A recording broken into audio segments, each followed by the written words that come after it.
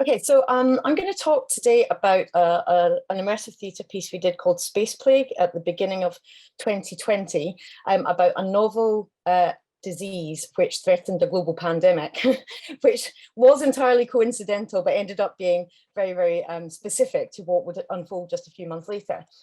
I came to theatre kind of sideways. My background was I did a PhD in laboratory science, and then I worked in TV broadcast, mostly making programmes about science or related science. First of all, as a freelancer for broadcast, and then through my own production company. And while I was working in this kind of field of science communication, a couple of reports came out. This was about 2014. One was Aspires and one was the Warwick Commission. Aspires looked at young people's attitudes towards STEM and science. So STEM is science, technology, engineering, and maths. And the Warwick Commission looked at accessibility and equitable access to the arts. And both of those reports showed that Britain was coming up wanting in terms of diversity in both the arts and in the sciences. And I really wanted to try and do something about this, but what to do? I was working with the Science Museum. I tried to persuade them to do outreach here in South East London, where I'm based, because it's very mixed, very multicultural, exactly the demographics they said they couldn't reach. But they declined. At which point I thought, yeah, me and my partner decided to do something ourselves. So we decided to put on a festival initially, and we took a kind of design-led approach to how we would try and make a festival that did speak to demographics of people who didn't go to other science festivals or didn't go to science museums.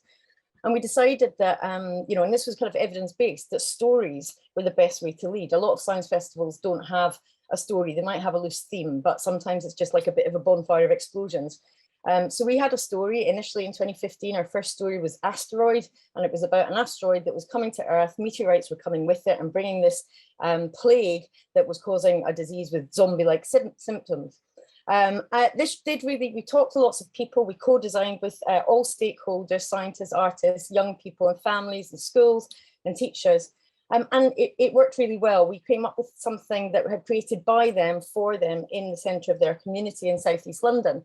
And so just as a for example of the kind of thing that we would do, rather than having, I don't know, a tabletop demonstration about good nutrition, we created the survival supermarket sweep, supermarket at the end of the world, where people would come along, they'd have 30 seconds to put items in their basket, and then they'd go to checkout. They would scan all the barcodes, they would get a little receipt printed out. Instead of a normal receipt, this was a lifetime guarantee. And it would tell them exactly how long they could survive in a bunker with just the contents of their basket. And we discovered this worked really well for our young people. I should say the target age was kind of 8 to 12, plus families. This worked really well. It was gamified. They would go back time and time again to try and add extra days onto their lifetime. And we repeated this festival annually for 4 years. And one of the things that we discovered, well, a few things. One, the harder we worked at getting role models and facilitators who were reflecting the sort of ethnic makeup and gender of our young visitors, the better it was. So here we've got 3 women engineers, 2 of them, in fact, actually all 3 of them are from minority ethnic groups, and little girls flocking to them to learn how to build bridges. So this was working quite well, but we wanted to really double down. The other thing that we found was this narrative embodiments. The more that the kids got immersed in the story, the more change we saw in their attitudes towards seeing themselves as future scientists or future engineers or future artists. So we would give them ID cards. This is Sophia. She wanted to be the UK chief scientist when she grew up. So we decided to double down in Space Plague. We decided instead of doing a regular festival, we wanted to put on a fully immersive promenade piece of theatre.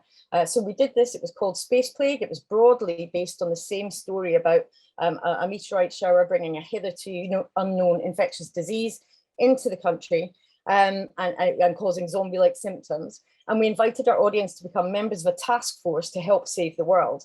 What they did was they had to go through, we had mixtures of, we trained scientists to be actors, and we trained actors in science. And the story unfolded with tasks in each room that the audience would have to use in order to progress the story. So first of all, they had to use triangulation to figure out where the meteorites were going to hit. They then had to do a differential diagnosis on a patient with symptoms, figuring out from the textbooks what he was suffering from. They again did some epidemiology. They discovered that all of the disease cases were in clusters around water. So they then went to analyse the water, found, lo and behold, it had mosquito larvae in it. They used a particle accelerator to design a vaccine. And the very final thing was a panic room in which they had to make public health decisions about quarantine, lockdown, all the things that actually ended up coming true very soon after that. This very end thing that we did, we wanted to really embody them as the heroes in the journey. So we made a film that featured a picture of them that had been taken at the beginning of the experience, and it showed them on billboards and on TV screens and people's devices.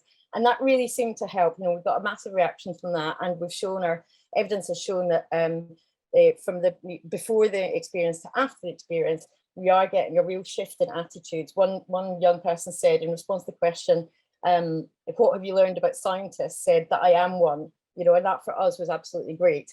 So that, in a very, very quick nutshell, is what we've done. It's, you know, I've come to theatre late. I'm really loving it. I've got a lot to learn, but it was a brilliant experience to do this. I hope to do so much more. And those are the people who supported us.